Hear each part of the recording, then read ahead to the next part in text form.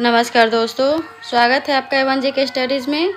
आज की वीडियो में हम डिस्कस करने वाले हैं हिंदी के टॉप 20 क्वेश्चन आंसर जो सभी परीक्षाओं के लिए महत्वपूर्ण होंगे।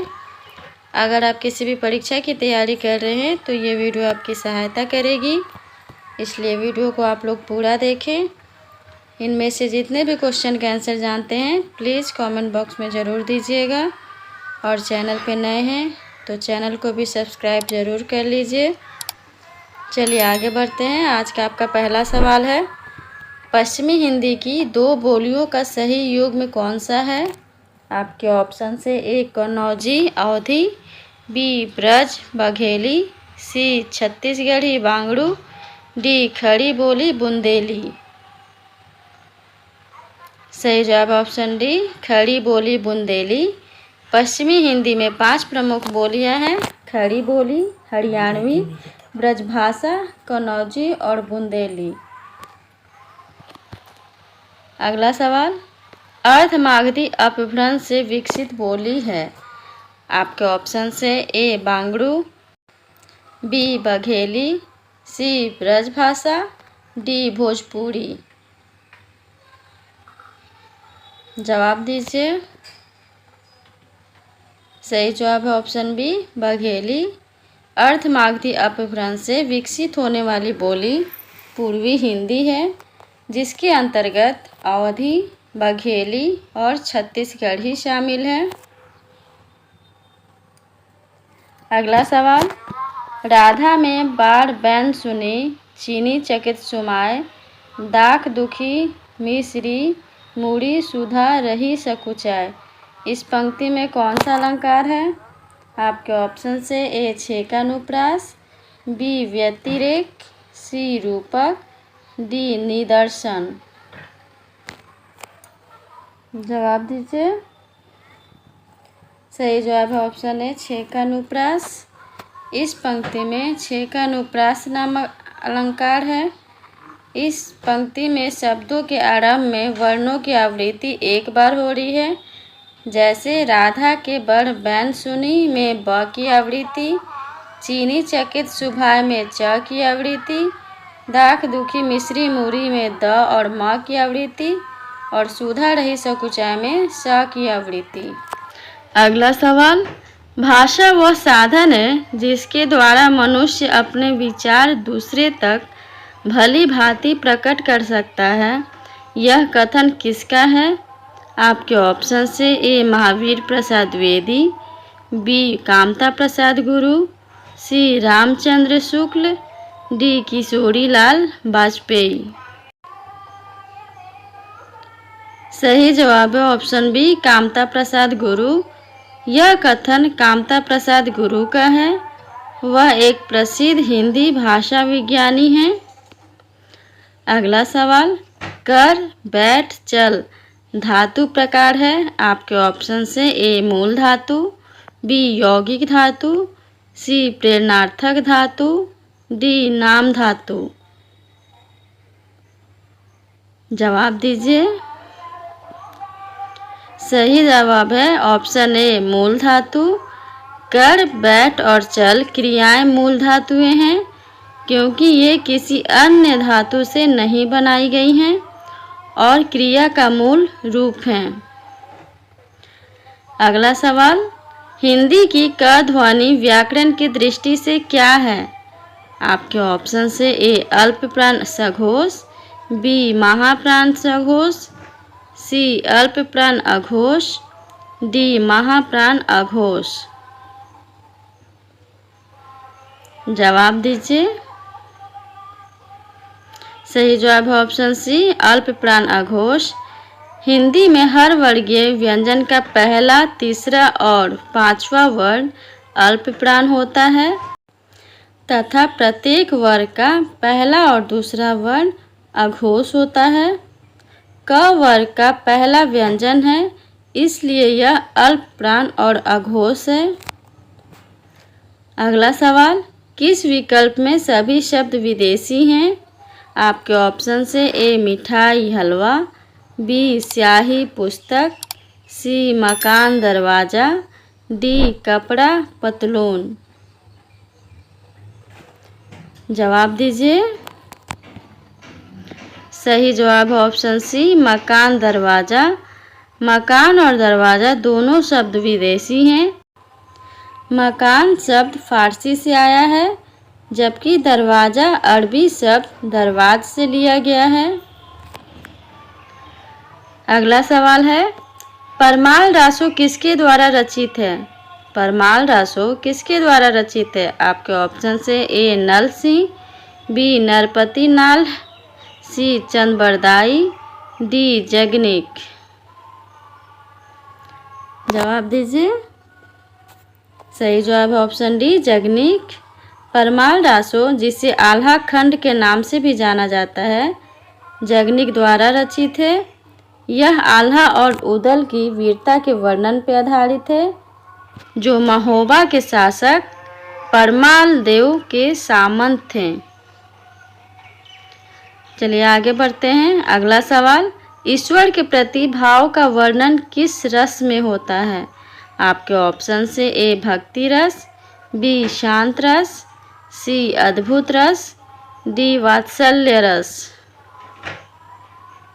जवाब दीजिए। सही जवाब है ऑप्शन ए भक्ति रस। ईश्वर के प्रति भाव, प्रेम, अनुराग का वर्णन भक्ति रस में होता है। भक्ति रस का स्थायी भाव रति होता है। अगला सवाल, निषिद्ध का विलोम शब्द क्या है? आपके ऑप्शन से ए संबद्ध, बी सलज, सी निबद्ध, डी विहित। बताइए निषिद्ध का विलोम शब्द क्या है? सही जवाब है ऑप्शन डी विहित। निषिद्ध का विलोम शब्द विहित या अनुमति है। आगे बढ़ते हैं। अगला सवाल, संघर्षी व्यंजन कौन सा है? संघर्षी व्यंजन कौन सा है? आपके ऑप्शन से ए च, बी प, सी ह, डी व। सही जवाब है ऑप्शन सी ह। जिन व्यंजनों की उच्चारण में वायु संघर्ष पूर्वक निकला हो उसे संघर्षी व्यंजन कहा जाता है। तालाब सा, मूर्धन सा, दंत सा, ह, यह 4 संघर्षी व्यंजन हैं। अगला सवाल है, कुंडलिया छंद में कितनी पंक्तियां होती हैं? आपके ऑप्शन से ए 2, बी 4, सी 8, डी 6। जवाब दीजिए। सही जवाब ऑप्शन डी 6। कुंडलिया छंद में कुल 6 पंक्तियां होती हैं। यह पंक्तियां 2 छंदों का संयोजन होती है, दोहा और रोला। कुंडलिया के पहले 2 चरण दोहे से बने होते हैं और शेष 4 चरण रोला से। अगला सवाल, पवित्र में प्रयुक्त संधि का नाम क्या है? आपके ऑप्शन से ए आयाधि संधि, बी वृद्धि संधि, सी यण संधि, डी गुण संधि। बताइए पवित्र में कौन सी संधि है? सही जवाब ऑप्शन ए आयाधि संधि। पवित्र शब्द का संधि विच्छेद पो धन इत्र है। यहाँ ओ और ई के मेल से वी बनता है, जो आयाधि संधि का नियम है। अगला सवाल, आनंद कादंबिनी के संस्थापक कौन थे? आपके ऑप्शन से ए भारतेंदु हरिश्चंद्र, बी बद्री नारायण चौधरी, सी प्रताप नारायण मिश्र, डी राधा चरण दास। बताइए आनंद कादंबिनी के संस्थापक कौन थे? सही जवाब ऑप्शन बी बद्री नारायण चौधरी। आनंद कादंबिनी के संस्थापक बद्री नारायण चौधरी प्रेमघन थे। वे 1881 में मिर्ज़ापुर से इस पत्रिका का प्रकाशन करते थे। अगला सवाल, बसो मेरे नैनन में नंदलाल, ये किसकी पंक्ति है? आपके ऑप्शन से ए सूरदास, बी नंददास, सी मीराबाई, डी कृष्णदास।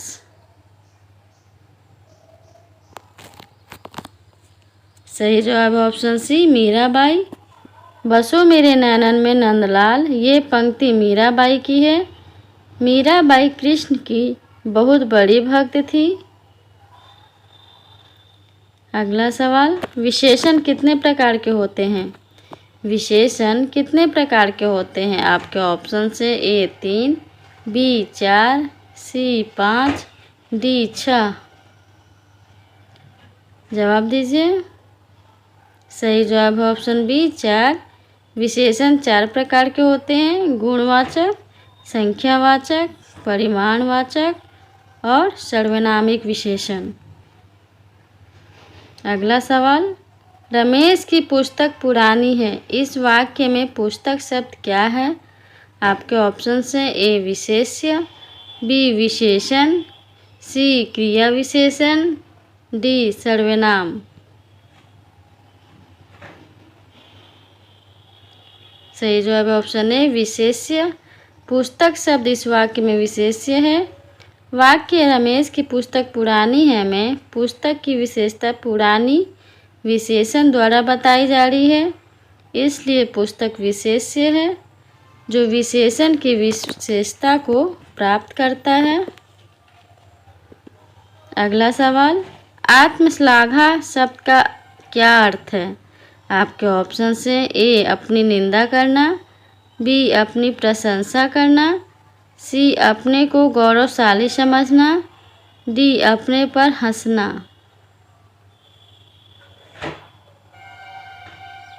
जवाब दीजिए। सही जवाब है ऑप्शन बी अपनी प्रशंसा करना। आत्मश्लाघा का अर्थ है खुद की प्रशंसा करना या अपनी तारीफ खुद ही करना। अगला सवाल है, द्वैतवादी वैष्णव संप्रदाय के प्रवर्तक कौन हैं? आपके ऑप्शन से ए रामानुजाचार्य, बी मध्वाचार्य, सी वल्लभाचार्य, डी रामानंद।